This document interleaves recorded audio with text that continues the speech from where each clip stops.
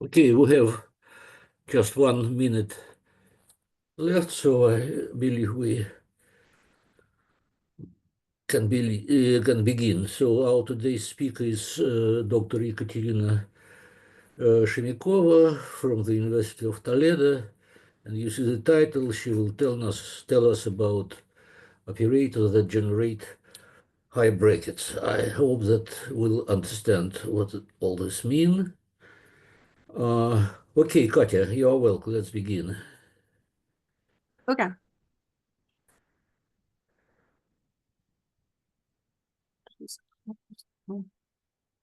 Right. Okay, perfect.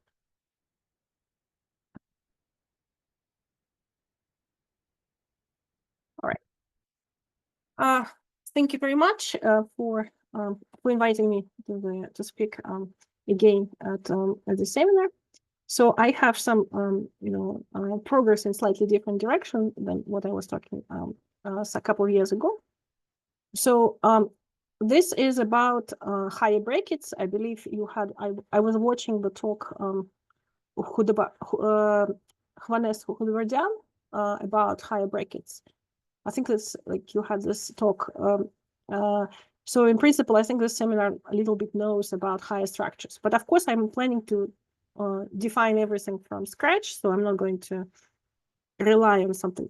I understand that the audience is broad. So, and I'm going to talk about operators generating higher brackets. Okay. So So first, I would like to have a quick summary of what is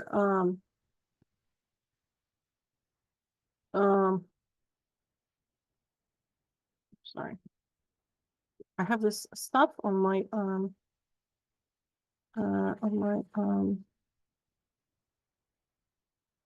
my screen from Zoom, which I cannot remove whatsoever, and it's closed half my screen for me. So that's a bit, but it's okay. Okay, so so here's a quick summary of what I'm going to speak about, and so first of all, we have a classical diagram. So the classical diagram connects differential forms, right? So omega k, right? It's forms of degree k on manifold M, and this GDEq A stands for multi-vector fields of degree k. Katya, I am sorry. At least I see only the title page. Only the title page? Yes. No, I'm on the next one. Maybe it's my problem. Alec, what do you see? The same, only the title. Only the title. Okay, now it's okay. Now I see the diagram. Yes. Okay. Okay. So just to explain notations, that's the classical notations, right? So GDEq A K is a K's degree multi-vector field, right, on manifold M.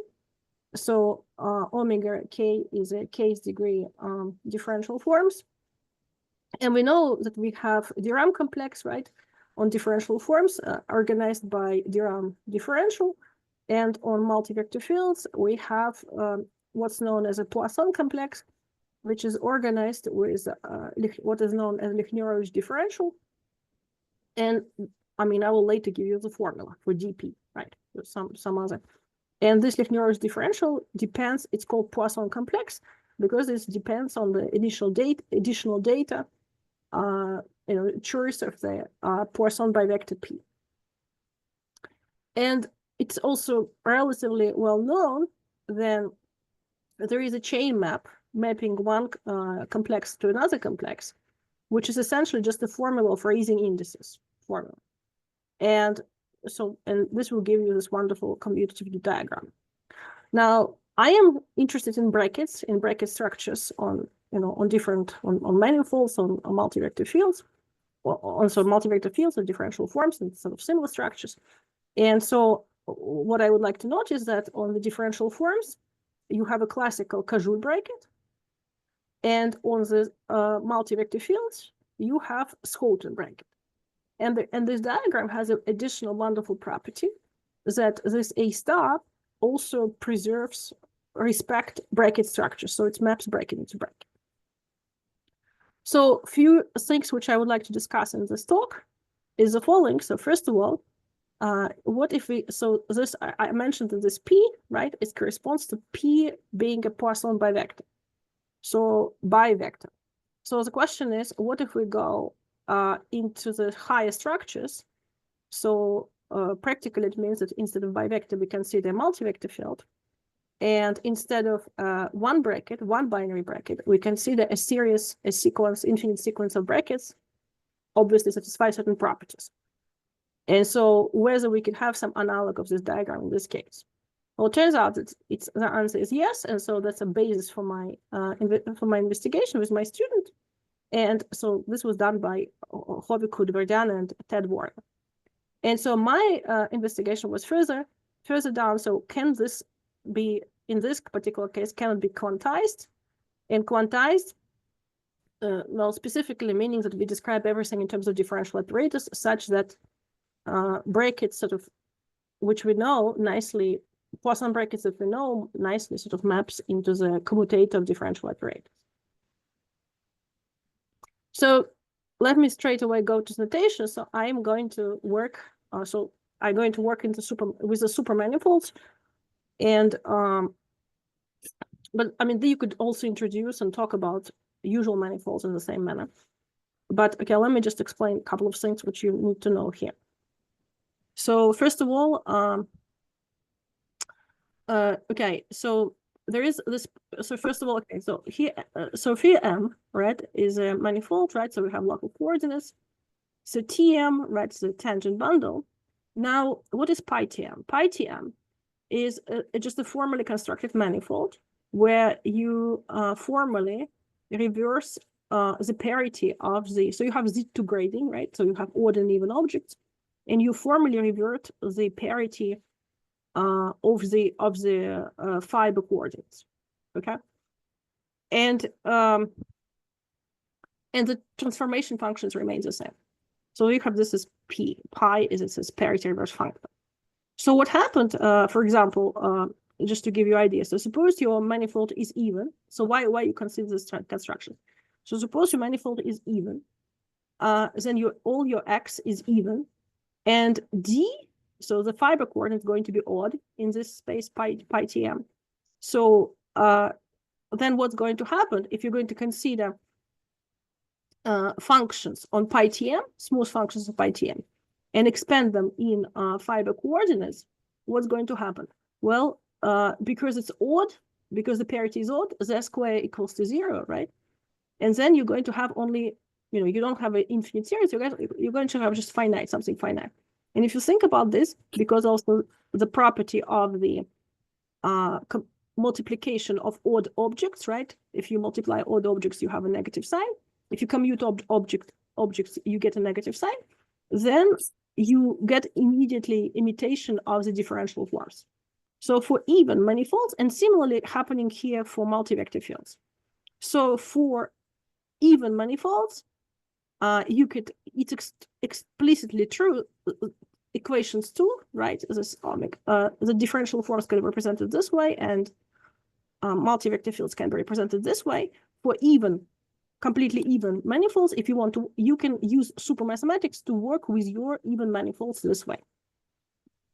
So we want to work with a case where our coordinates X, they can be even and odd, both.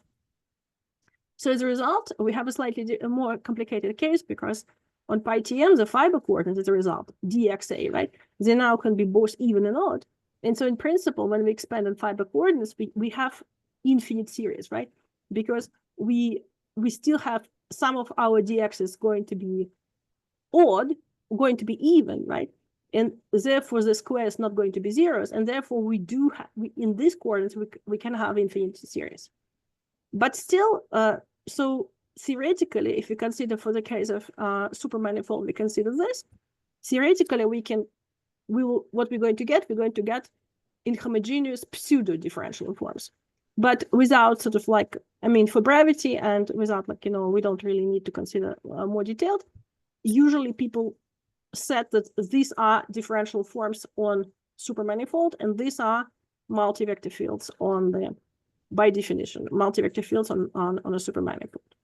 Now, to keep you also the intuition, so now, for example, if we speak about bivectors, right, in a supermathematics notations, we can speak about the following. So you obviously may know bivector in this form, right, where the coefficients are intercommutative in indices, right? Now, if I consider in my new notations, right, bivector is going to be written like this, and observe that this wedge notation for the usual wedge notation, right, it's sort of absorbed in usual multiplication, and the properties of wedge multiplication is, it's sort of sitting inside the properties of multiplication of odd and even variables, okay? But because we now have slightly different situations, so we have a new rules. So A tilde and B tilde, it says to you the parity of the element. So if A tilde is, for example, if A tilde is even and B tilde is even, both of them are zeros. And so we get just a negative sign. So we come back to this. So not just to give a couple of notations. Okay, so now before I go to higher brackets, I remind you about different types of Poisson brackets, which you could see in nature, so to say, like in science. So first of all, we all see, we know even Poisson brackets, right? So it is, it is antisymmetric, right? So you see these little signs, right? They appear due to the generalization of this situation to the super case, right? So, but you see, like it's like the same as a usual case. So this is obviously Jacobi identity, right? Number 5 is the Leibniz rule, and you see that you have additional signs here and there, sprinkled here and there, take into account that we have actually a super situation, but very similar, obviously, to the usual case. Now we also have odd Poisson brackets, right? And odd Poisson brackets, and they also very frequent. So they have also they go under the name of Schouten brackets or Gerstenhagen brackets or anti-bracket. So they are, well, there's anti-symmetric. So they can be written in two versions, and I mean for a reason that they appear in science in two versions. So the anti-symmetric so this is anti-symmetric version. This is anti-symmetric with shifted parity. So we have Jacobi identity, we have Leibniz identity. Now, about linearity of these brackets. So the first bracket is even Poisson bracket. And there is a mnemonic rule in supermathematics, if you want to remember and being able to write some rules, writing some signs without memorizing or knowing so much. I mean, the rule is the following. For example, let's look at the formula number 5. You write the usual Leibniz identity in the even case, right? And then sort of mnemonic rule, of course, it doesn't work like, I mean, so the formulas are always picked in such a way that the following is working. If you switch, so you see like if you sort of see that so coming from left-hand side to right-hand side here, A and B are swapped, right? So as a result, whenever we have object swapped, a sign like this appears. So here we have A swapped with B, therefore the sign appear. It's called Cajul sign. And here, if you could see the reason why in the first element, in the first term, we have no sign because A, B, C in the same order. But what also important, we have to watch for the parity of the bracket itself, because bracket itself is also an object, and it also can be even and odd. But because our bracket here is even, we don't care, it's even, so the parity of even bracket is 0, so it's not going to influence any sign. So this bracket is linear without signs, meaning if you multiply it by a constant from some underground field of coefficients, you can just factor it out whatever you like. Now, in the case of odd Poisson brackets, this is what happens. So here's like additional little caveat. The question is, because obviously notation, if with a mnemonic notation, is that notation for brackets obviously have three objects, right? Opening brackets, comma, and closing bracket, right? And so the question is, for every bracket, you have to remember where from the properties, you should derive where your signs sort of sit. And in this particular case, mnemonically, you can remember that the signs sit on the comma. So what you could see practically what it means. We see what, like, if you move out k, right, and the k doesn't cross the comma, it factors out without sign. But whenever k... So you assume that the field of constants is also graded, yes? Yes, we assume that, I mean, I didn't want to make it complicated slides, but yes, because very technically speaking, we have assumed that we have some underground field, right, underlying field, another commutative superalgebra, where the coefficients are coming from. And also graded, yes. And so the same bracket, odd Poisson bracket in antisymmetric version, can be rewritten in the symmetric version by simply using this little, formula. And now it will have the following properties. So you see, it suddenly will become symmetric. And, you have some Jacobi with some signs, and you have some Leibniz with some signs, okay? And here the rules tell us.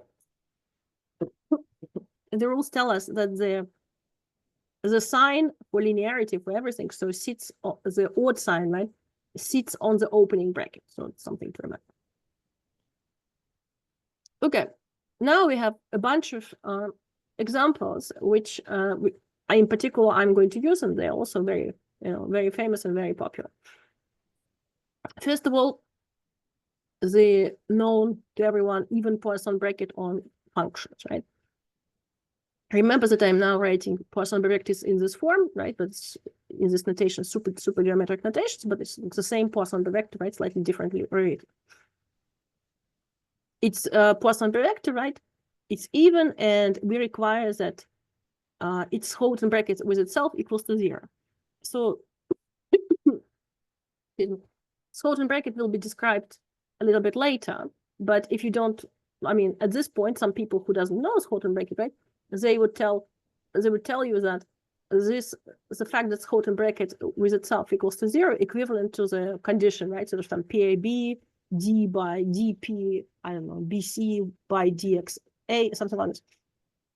Anyway, so it's equals to some condition which you can write in terms of PAB. So, and anyway, so if this P is even, so Poisson vector, then you can define the binary bracket between two functions by the following formula 12. And this is going to be an example of even Poisson bracket. Now, another example, sort of sub-example of this example, if you consider specific functions, and these functions are called Hamiltonians sometimes, so they are functions on a cotangent bundle. And there's multiple ways how you can define them. You can define them axiomatically on the, on the basic Hamiltonians, and then on functions. So on functions is 0, right? And now on the Hamiltonians, which are produced from a vector fields, here's just Lie derivative. So here is just extension of commutator. So then you get, or you could just have explicit formula, right? So again, so this is a particular example of previous example, right? And so you could see that here PAB, they just equals plus minus 1 or zeros, right? So they just, yeah. And you can think about this natural sort of idea about this brackets, Poisson brackets and Hamiltonians in the following way. You know that on the vector fields, right? X's, right? There is a well-defined commutator of vector fields, right? Which are obviously inherited from the fact that they can be associated with first-order differential operators, right? Without, a certain type. So now, if you have well-defined operation of commutator of vector field, the idea is that for every vector field, we can associate the corresponding Hamiltonian HX, which have the following form: XA, PA. And this is also a well-defined object. But this is only linear Hamiltonian, right? Because if you consider these functions, you have all kinds of objects here, right? But these are only linear objects in this in here. And so therefore the idea is, what if we define the bracket this way, right? And this is sort of more or less obvious conditions, and extend them using Leibniz rule and see what's going to happen. And then this is exactly what you're going to get: Poisson bracket on Hamiltonians, even Poisson brackets on Hamiltonians. But stop a bit. I don't understand in this example why FG commute. We don't need G for our. Why who commute? F and G. It just We well, have it's just G below. Yeah, so we just want because we want that on the, this is our axiom. So we want that on the functions, this bracket is 0. Yeah.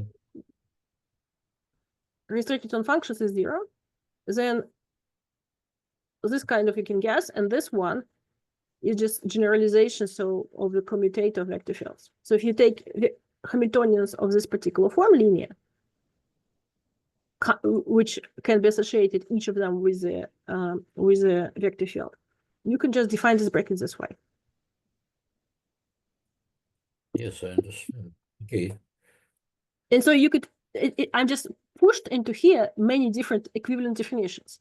So what you can do, you can just take this and plus Leibniz rule, which was for even Poisson bracket, and just work it out, and then the rest you can just obtain from this. So this is just the blue one, which I now highlight. It will be axiomatic definition, and for example, or equivalently, you can just go with explicit expression 13. And for example, this is also answer, if you want to define it by explicit expression 13, it also answers why this bracket on functions equals to 0, right? Because each of them contains, each term contains derivative with respect to momenta, and functions obviously wouldn't contain momenta variables, so there will be zeros.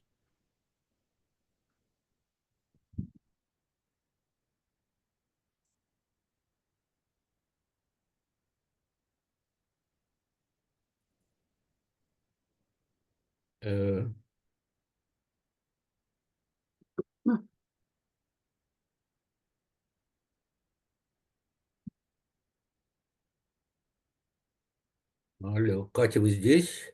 Да, я просто я я думаю, что опять повисло. Ага, окей. I'm just waiting to give you time to think. It's okay, right? Okay. So now for a Schouten bracket, right? So again, idea is very similar. I'm going to speed it up, but what they're going to say, I'm just going to tell you the following. Think about the following.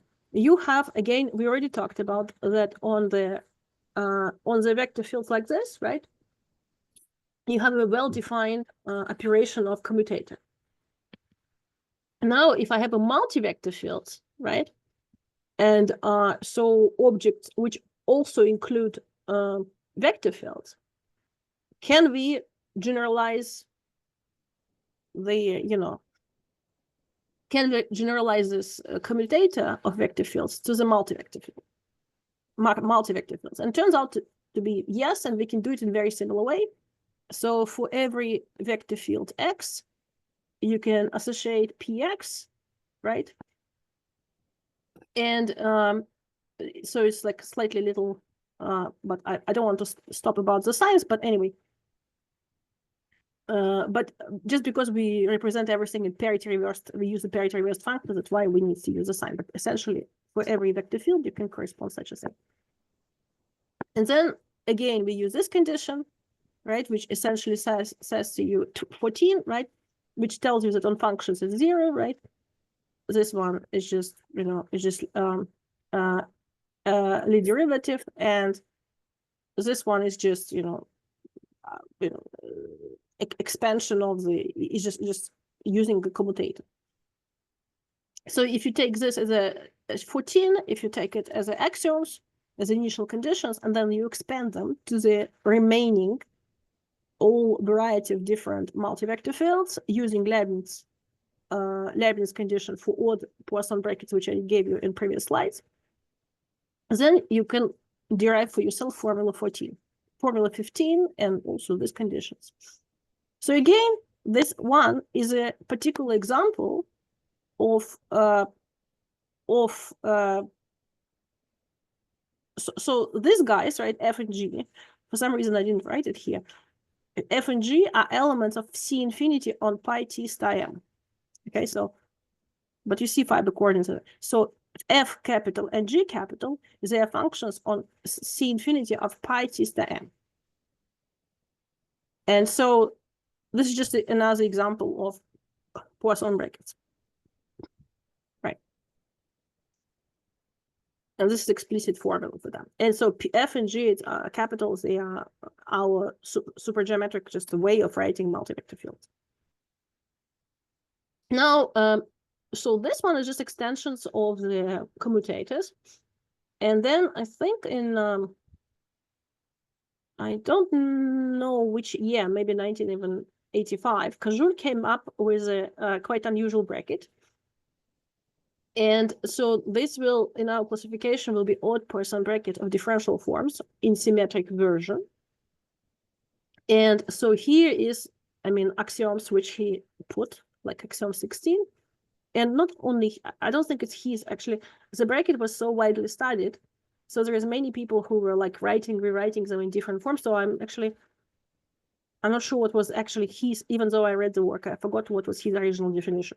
But anyway, it's equivalent. So you can define his bracket this way, 16 as the axioms. And you can expand again by Leibniz rule. And this is odd Poisson brackets of differential forms. And, you know, whatever you have some formulas. Now, there's another important piece of information, of what is a derived bracket. Derived bracket is sort of, you could derive one bracket from another bracket. How it goes. So if you know, for example, if you know a bracket on a larger, so in this particular example, right? So you want to define brackets on functions, on F and G. Just the usual Poisson bracket, which we already seen before, like a classical one. What you can do, or you can, sometimes it's useful to use additional equivalent definition of the Poisson bracket, is the following. You go into the larger space, right? So F and G originally, they are C infinity of M, right? But instead you go into larger space, into C infinity of T star M, right? And actually has to be pi T star M. It's a typo here, pi T star M. You go to the larger space, C infinity of pi T star M, and you pick, and you take one object. So in this particular case, it's P, this is our Poisson vector. And then you use brackets, which you hopefully know, in this larger space. And in this larger space, it's a multi-vector field. We know Schouten brackets there. And then you do what's known as a nesting brackets. And this structure is very well known, and there is a general version of the structure, which is called higher derived brackets. But this is the simple version of this one. So again, so you have two brackets between objects in the smaller space between F and G can be obtained in the following way. And so I sort of highlight here that remember that P is not changing. So P is one particular. So what information do we need? We need a bracket, right? We need a larger space. We need to include C infinity of M into some larger space, obviously certain properties. And we need one element from the space, and we need brackets from the space. Well, brackets define the space. And so then you may try to organize such like 18. And so what's known that odd Poisson brackets on a manifold can be generated by Hamiltonians, by functions on C infinity on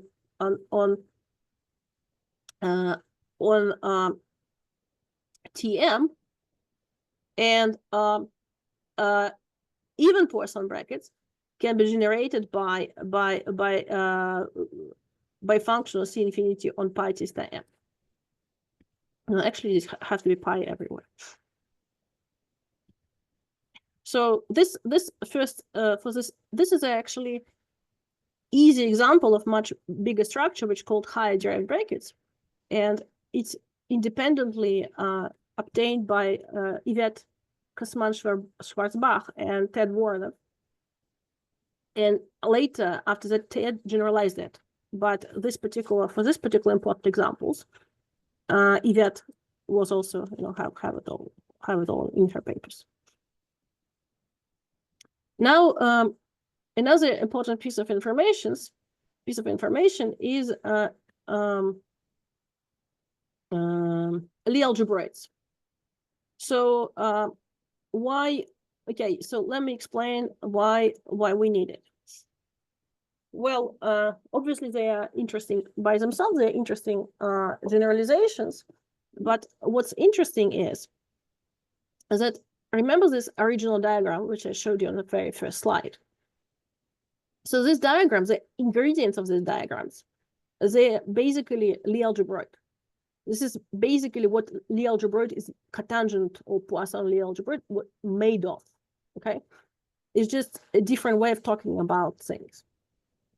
And so the introduction here is language of Lie algebraic is not sort of superficial or something like, but it's just a natural way of talking about this diagram.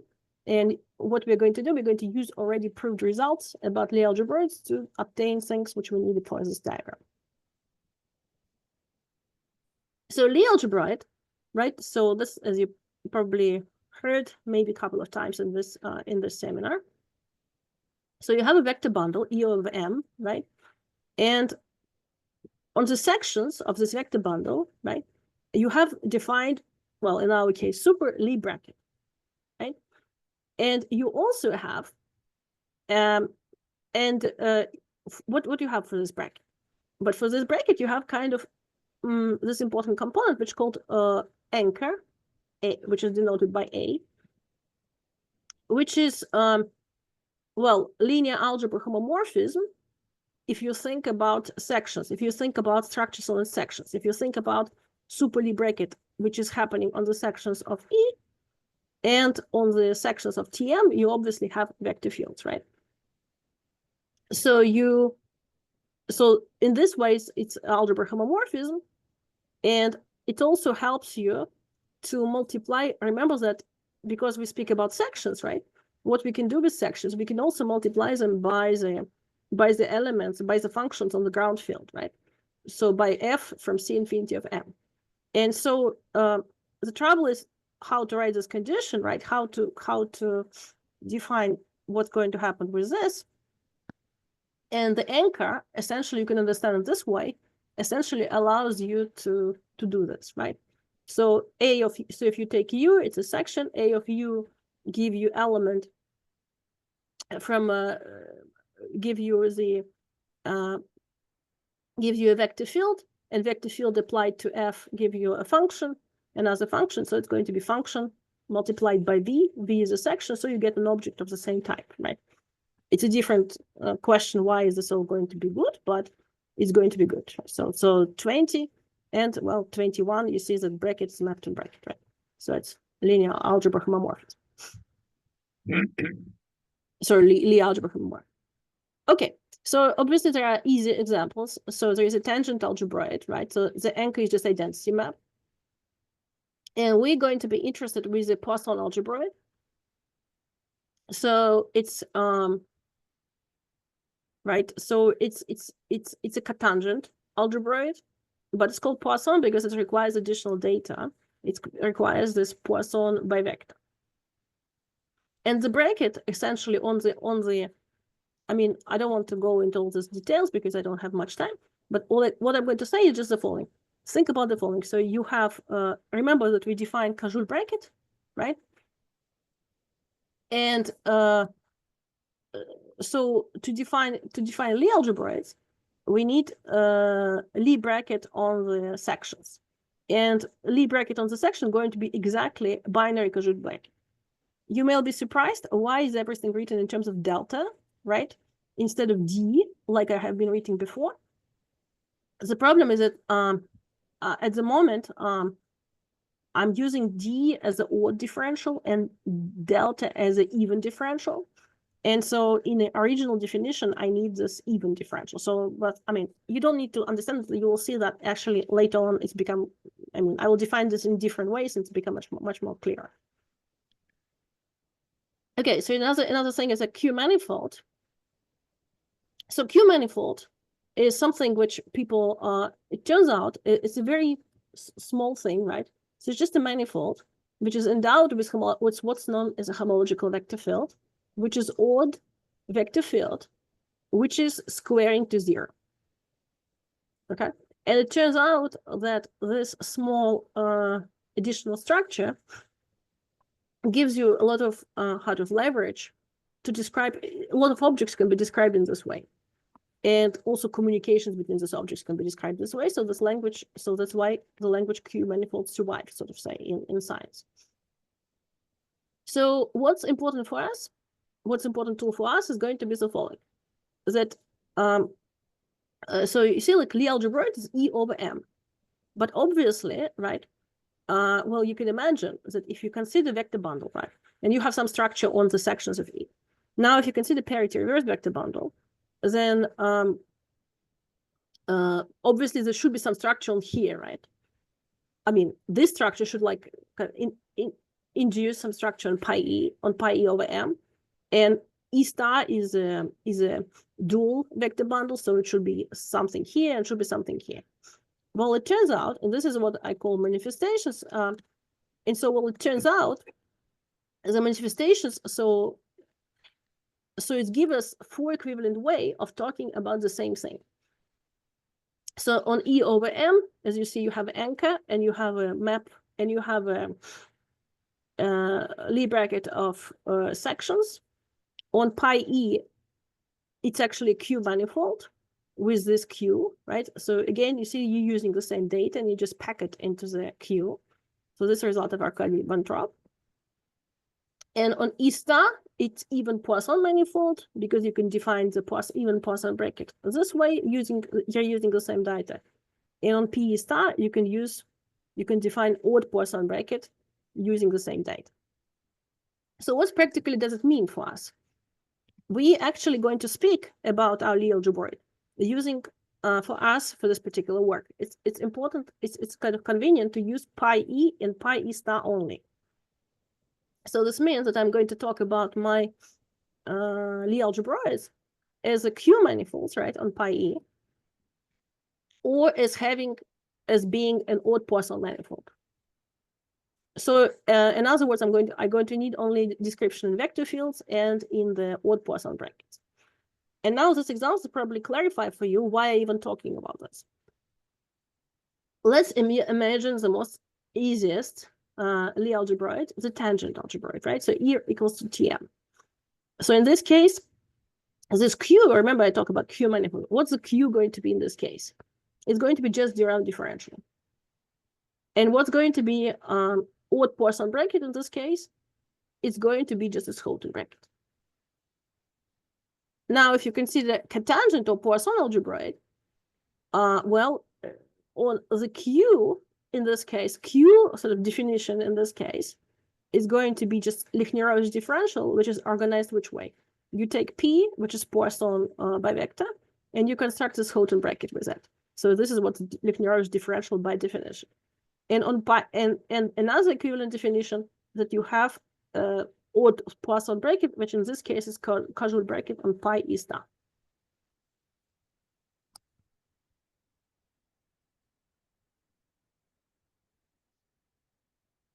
Now, what I need to talk is about higher structures. Okay, so higher structures, well, they correspond. So if you to the following idea. So what if you have? What if the constructions before, right? So we have a bivector.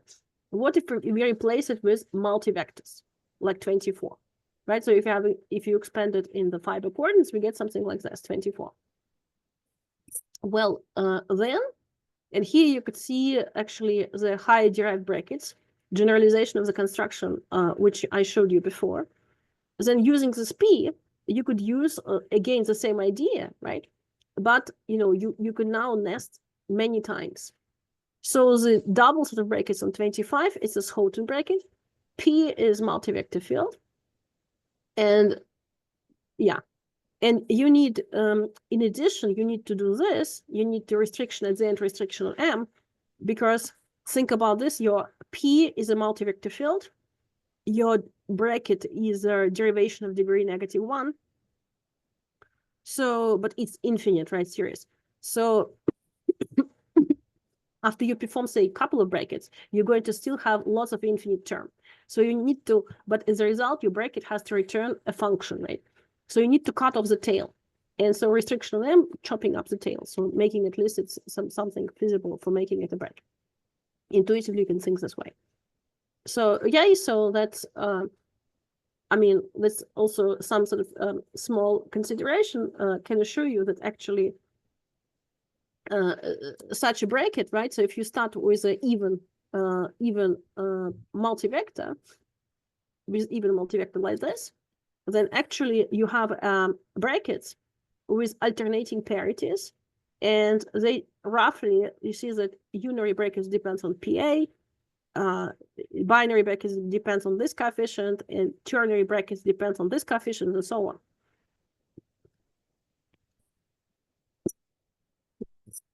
And then from general theory of Ted Voronov, you can also show that it's this bracket's going to be generally good. So they have antisymmetry, they have alternating parity, and they satisfy Leibniz identity, and also they satisfy higher Jacobi identity, which is the same in the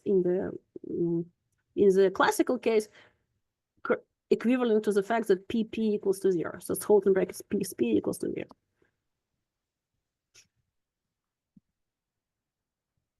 Okay. Now, so this one, by the way, called P infinity structures. What we are going to be interested in, we are going to be interested in about S infinity structures, which is all very similar, but instead of even, no, actually we're going to use both. So actually we unfortunately have to use both. But okay, so for S infinity structure, it's very similar, but instead of binary Hamiltonian, sort of square Hamiltonians, we now get, you see, infinite series, right? So it's like generalized Hamiltonian. And we take it odd, and we also require that natural sort of canonical Poisson bracket of Hamiltonian with Hamiltonian itself equals to 0. And again, we could use high derived structures, which is very universal algebraic structure, which that constructed. And again, we can organize brackets this way, and they give you a series of brackets satisfying nice properties. So this bracket is going to be odd. All of them are going to be odd, satisfy Leibniz, and high Jacobi identities.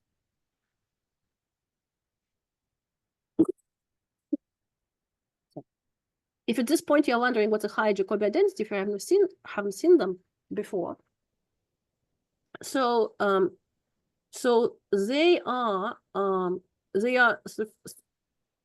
sort of interlinked Jacobi identities, and so you could see sort of like maybe educationalists looking at numbers n equals to 3. So you see on the left you have kind of Jacobi identity, and on the right you see this subject this expression, right? So it's not equals to 0, but equals to something, which depends also on D, right? And the D is a unary, is a notation for unary bracket. It's written here. And this is sort of, you can understand it's homotopy, sort of like algebraic homotopy. So it's 0 up to algebraic homotopy. It's one thing I can understand. And later on, I couldn't even comprehend what this intuitively means, but it's sort of interlinked, depending on the low level. Okay, so now,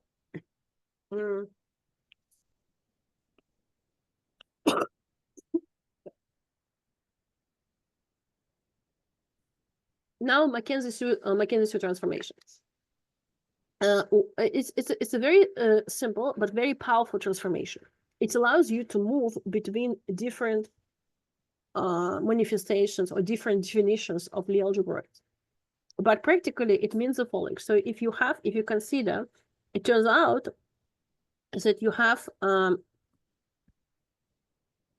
if you have a if you have cotangent bundle of E and cotangent bundle of E star, then you can organize between them anti-symplectomorphism in the following way. So you have XA, so the coordinates on the base maps into itself, right? So UIs, so, and here's important,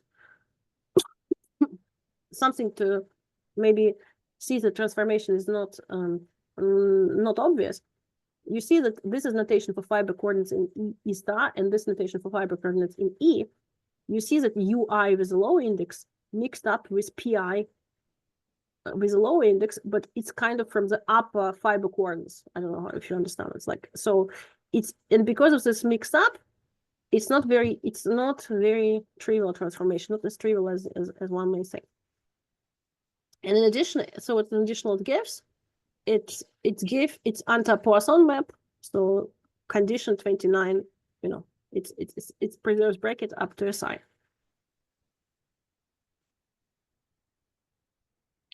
So here I have some observations about grading for this one, but you can skip it.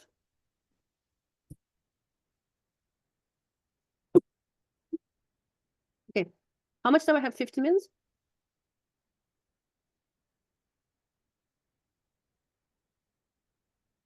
Sorry? For some reason I can't hear you. So, sorry, Katya, what do you ask? How much time do you have? 15 minutes? Yeah. You Okay. have. Okay, 15 minutes. Okay. Yeah. Okay. So I'll just go on. Okay. So I want to show you one example how to use Mackenzie-Sue for going from one definition to another, because when you really, I mean, you just need to see it once to understand how it all works. So let's consider the simplest one. Let's consider the tangent algebraic, right? So we already know that it in PyTM definition, right, it's defined by Durham differential, right? And on PyT star M definition is defined by binary Schouten bracket, right? Okay, so Mackenzie-Sue, right, it works, remember, on cotangent bundles. So it works, so in simple language, it works with Hamiltonians, right? So the first step, we consider Hamiltonian, right, which corresponding to our Durham differential. So it's different story, but believe me, this is this, right? So it's I mean, there's a Hamiltonian corresponding to the Durham differential. Roughly speaking, generate the same bracket, the same unary bracket as a Durham differential. And then now when we're speaking on the language of Hamiltonians, we can map this Hamiltonian into this Hamiltonian using Mackenzie-Sue in a simple way. So here's my formula, right? Here's a formula for Mackenzie-Sue. And I just wanted to show you that I'm honestly substituting it. You see that instead of PA, I substitute negative PA. Instead of DXA, I substituted this one. So one negative sign cancels, so I get this one. And so you could see, so this one, the resulting one, by the theory, should generate, should be Hamiltonian generating Schouten bracket. And I mean, you can check this is true. So this is what Mackenzie-Sue does. It allows you quickly to go from one Hamiltonian description to another. So this is what I mean when you can go from one to another. And this is actually, you could do the same always. You could do the same, say, for Poisson algebraics, which is cotangent algebraics, right? So on PyT star M, you have Lechner-Roche differential. On PyTM, you have Cajole bracket.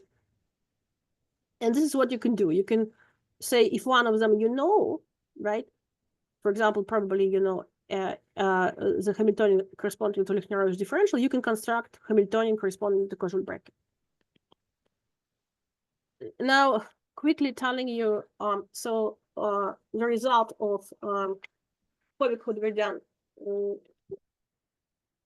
and Ted Voronov, which I'm going to use, but I'm just going to quickly go through this. So pretty much they use this method, but they said, okay, they wanted to construct what's known as higher, which they named higher Cajole brackets. And they said, okay, what if we consider the same picture? Let me return to the picture of Poisson algebraic, but instead of P, we substitute, instead of binary bivector, we substitute multivector. What's going to happen? So they hope to get here. So obviously this is going to be more difficult, right? Instead of Cajun brackets, you're going to have higher Cajun brackets. But how are you going to define them? So the idea was to go this way, to get, new Lichnerovich, to construct Hamiltonian for new Lichnerovich, and then apply Mackenzie-Sue to construct a Hamiltonian, which is going to be generating higher Cajun brackets. And so this is what's done. I don't have time to give you details, but this is exactly what was done. And voila, you have 34, which is a formula for higher Cajun bracket, for Hamiltonian corresponding higher Cajun bracket. And this Hamiltonian can be later on substituted into this nested bracket structure. So the curly bracket on the right-hand side is the canonical brackets of Hamiltonian, so you know them, they're given, and you can organize for yourself brackets of differential forms, right? By this formula. And so he's like you could have this form, lots of different nice formulas and properties of them. And this is a very nice form. This, they are odd brackets, symmetric, Leibniz, high identity, high Jacobi. And so in short, this is what we know as an S-infinity structure. Now, quickly, what we know about brackets generated by differential operators? Well, already Cajun this for certain, in 1985, he discovered that the bracket that he proposed can be generated by a differential operator also. And in general, this all falls into something which you may have heard many times in the talks on this seminar, which called the Batalin-Vilkovisky algebra. So it's a commutative superalgebra, super or not super, right? Where you have two objects. You have odd Poisson bracket and you have odd differential operator. And you have a relation 41, which connects differential operator and Poisson bracket. Now, obviously from 41, you can derive, you can consider this as a definition for the odd Poisson bracket, right? And there is a theorem which tells you that if your operator squares to 0, this is equivalent to your Jacobi identity, for your bracket. Now for Cajun, he himself already found this. He had an operator which generate his bracket, and for Schouten bracket we also have what's known divergence operator, which is also known for some time, which also generates Schouten brackets, Schouten bracket of multi-vector fields, which we're interested in. But what's important is that this whole story is for operators of order less or equals to 2. So what turns out is that if you go with operator of order higher, right, of order 3 and higher, well, you have a trouble because, and this was actually investigated by Olin Kravchenko, Fusun Akman, and so on, you're going to have a trouble with, you're going to have everything all right with Jacobi identity, but you're going to have a trouble with the Leibniz rule. So Olin Kravchenko, in fact, proves that it's L-infinity algebra, right? Meaning that you have everything up to higher Jacobi. But the problem is with Leibniz identity. If you want to think about Leibniz, and it's like sort of fundamental problem because the abstraction to the bracket, so to the n bracket to be to satisfy Leibniz rule is the n plus first bracket. So you either want your n plus first brackets to be 0, and then you don't have a series of brackets, right? Or you don't have a Leibniz rule. So which sort of stops the whole thing sort of straight away, right? So the solution for that, which proposed, and which is now starts with my results, is the following: is to generate those operators. So the idea is, so what I want to do, I wanted there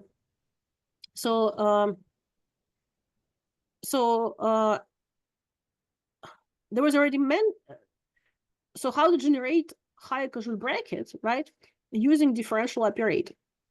And so which we already seen from here, right, because higher Cajun brackets is an S-infinity structure. And so briefly speaking here, The slide tells you that if you take just usual differential operators of higher order, of order 2 and higher, of order 3 and higher, you can generate brackets satisfying Leibniz rule by this. Instead, what you can consider H differential operators. And what are H differential operators? Again, I don't have too much time, so I would like to give you idea. So H differential operators, it's essentially differential operators which have a couple of properties. First of all, they are technically pseudo differential operators, so they are infinite. They are infinite differential operators in terms of partial derivatives, but also its coefficients can depend on a power series of in H. So, but this is so I just found this is the most convenient form to writing this idea in the following algebraically.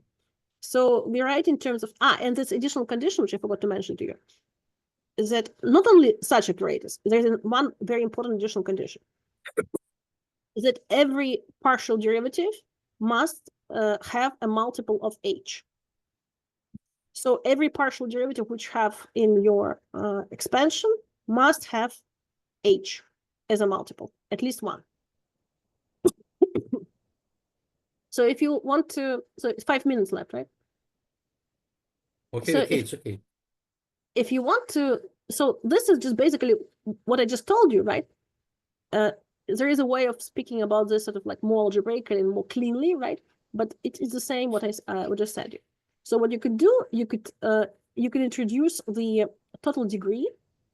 And another very important thing, which I figured out here, is you can introduce total degree, which is also very important. And total degree is a degree in partial derivatives, in both partial derivatives in p hats and h. So first of all, what is p hat? P hat, it's actually minus IH minus IH d by dxa. Okay, but when we construct algebraic construction, we don't need to tell you this.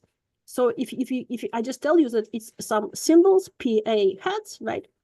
46, the total grading is grading in H and P hats, and here L is represented as the infinite sum of homogeneous components, right?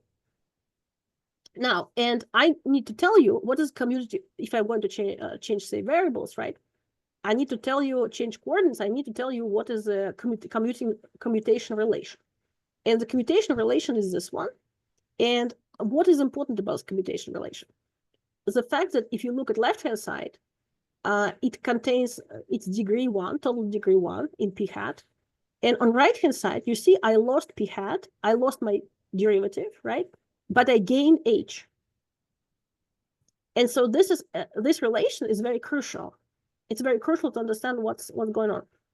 The thing is that reason why H bar differential operator is going to work in my case, and why differential operators didn't work, is that it is one of those things that I sort of able to, the problem always comes when you do the change of variables, is that higher derivatives may produce lower terms derivatives, right? And when they produce lower term derivatives, they sort of mix up with original lower term derivatives, if you know what I mean. So, and what we happened with this commutation relation, what we reached is that whenever such thing happens, we sort of mark the situation with additional h. Okay, so this allows, so first of all, these operators, so it was proved that they, it's already my result, that they behave well. So the total degree is invariant under the change of variables. So H differential operators therefore have grading and not infiltration, like usual differential operators. And then there's also a wonderful thing about the principal symbol of such operators, which can be organized in the following. What we do, we set H equals to 0 in all terms. And so from every homogeneous component, we have just one element left, right? And we formally replace p hats with p. Now p p's are coordinates in our Hamiltonians, right? And yeah, so p's, they are coordinates in our Hamiltonians, and so the resulting is going to be Hamiltonian, formal Hamiltonian. Now the properties going to be the following. So first of all, you have commutativity, and secondly, the commutator of H bar differential operator always divisible by negative IH. And you see that this is also that this sort of, this is how it should be, right? How it's called, this commutator multiplied by this coefficient exactly mapped into the canonical Poisson bracket of Hamiltonians. So property 50 tells you that it's indeed quantization, right? In this sense. So bracket maps to brackets in the correct way. And well, I mean, obviously you need this. But excuse me, by symbol you mean the full symbol? No, it's no. That's very important. I don't understand. The sum is infinite. So what is? Yes, exactly. So if you try to introduce usual symbol, right? Yeah. You don't have anything because you have infinite order. If you consider order in your usual sense, you're going to have you have just you know, it's not clear what to take, right? But in this case, what we do, we take all terms without H. So if you look like, so this one, so only the first term is taken. So it's modulo H. So we take all these terms, right? And we just set H equals to 0.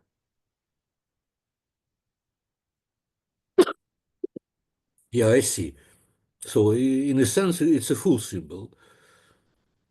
It's different. You're going to be. Well, yeah. Well, of course. Yes. Never mind. I understand it. Yeah. So it's different. And so what's going to happen with this? Things work with them. So there is such a thing as quantum and bracket, which was years ago in Ted's paper, which he introduced sort of like, I don't know, without even any specifying operator L in sort of very algebraic sense, and without anything, a completely different context. But they works very nicely here. The interesting thing about them is the following. So this is the way how he thought about it. Suppose you want to, like, you have an algebra, right? And then you want to define similar structure like we have before, right? So you have like largest space, and you have L, and you have bracket on a larger space. And suppose somehow that you divide your brackets each time you have n bracket, right? You have n nested commutator or n bracket, whatever this what is here. You divide each commutator by negative IH. Just a simple construction like this.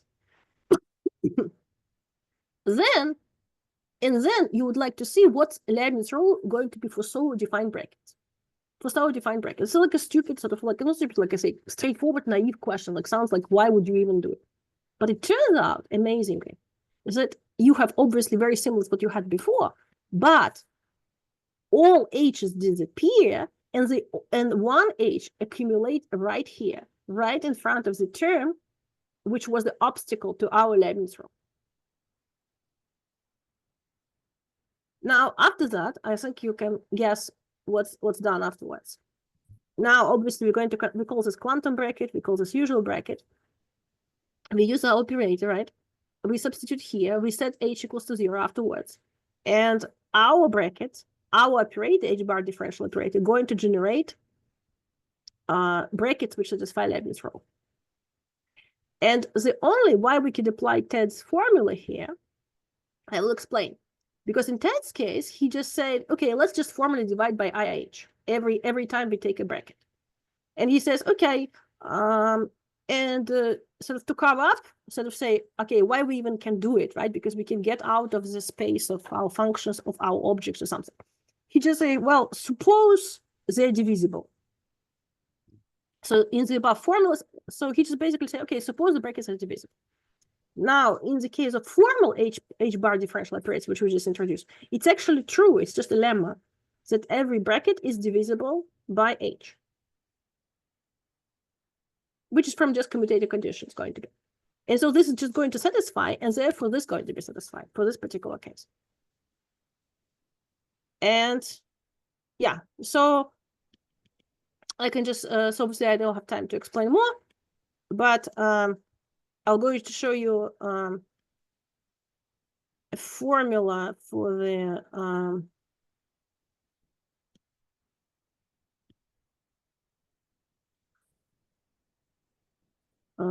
so here's a lot. Wait, where is the formula for the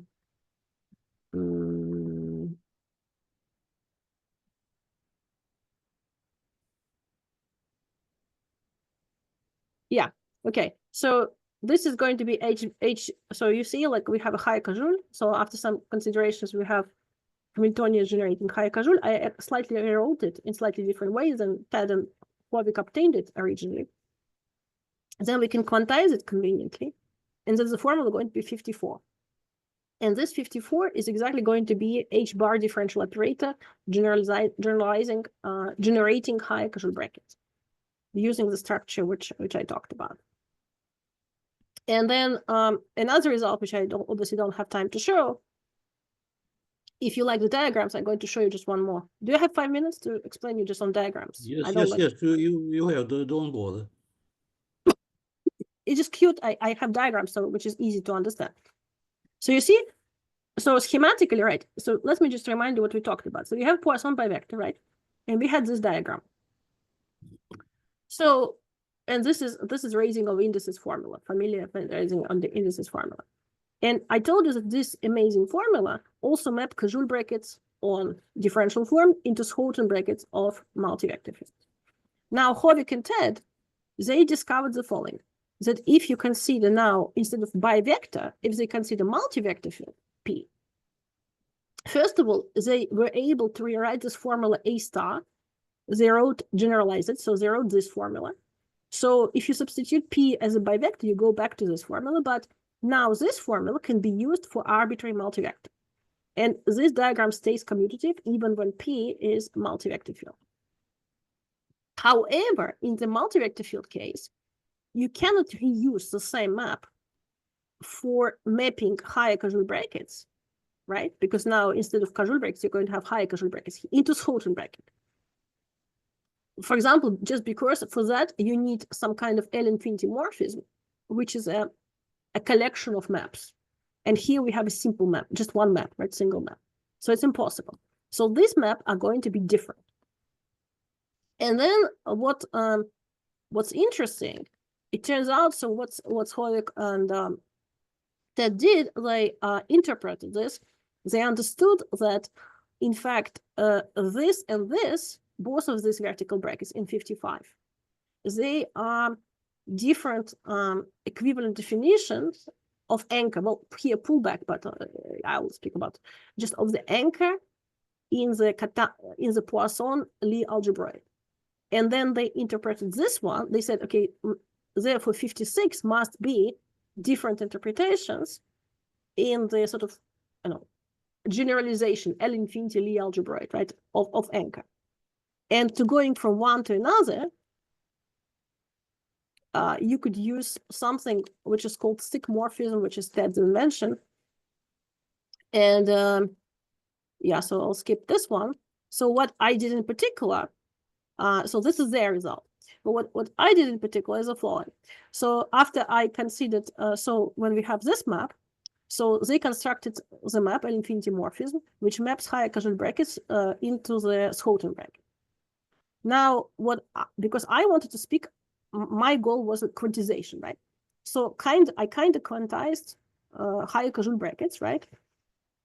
Now the question is, so we also can write easily H-bar differential operator for Schouten brackets.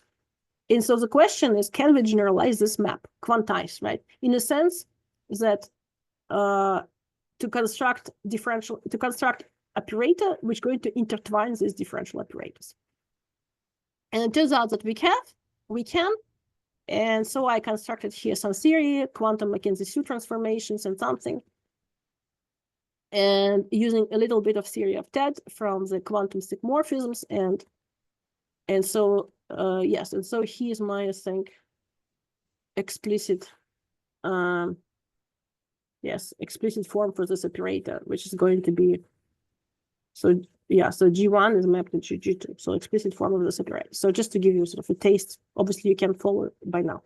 But one thing, maybe if you want to know about TED's sigmorphism, how I view them, just give you one tip, one tip about TED's sigmorphism, how you could work with them without thinking too much, is the following. You can think about just as an object which is defined by this generating function. So it's some object, whatever it is, which is defined by S. And S is depends on X and Q. We know the S is X belongs to, so the story is so X and Q, so X are coordinates on M1, Q are momenta in T star M, T star M2, and so you have this formal function. And just think about this as a object, right? Which can be manipulated by means of this S. And everything happening in terms of S. So now, the wonderful story, which I use all the time, is that suppose you have a sigmorphism. So there's few things which you need to know. First of all, every usual map is a sigmorphism. And it's very easy to write S corresponding to usual map, which is very handy in many cases. This is what I use, actually.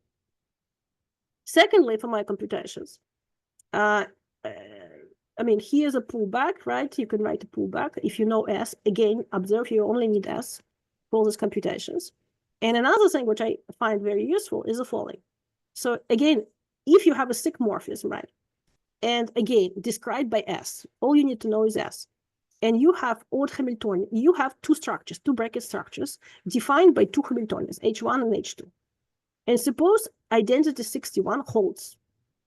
Then the pullback defined by 59 going to be L infinity morphism of this, bracket structures, higher bracket structures. So this is also I found very useful. And similar, right? So this is just maybe one thing just to give you a taste. That's how I deal with them.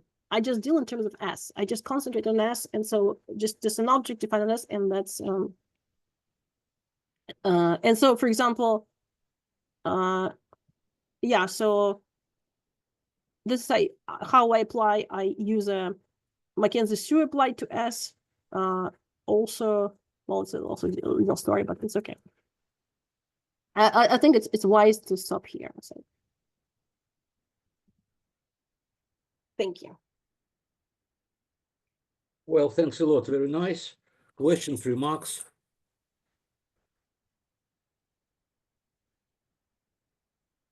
Ovik left us. He was sometime. I want to do some small and non-essential remark. Yes. So if we have a differential operator, even differential operator, then condition delta square is equal 0 is not necessary. We can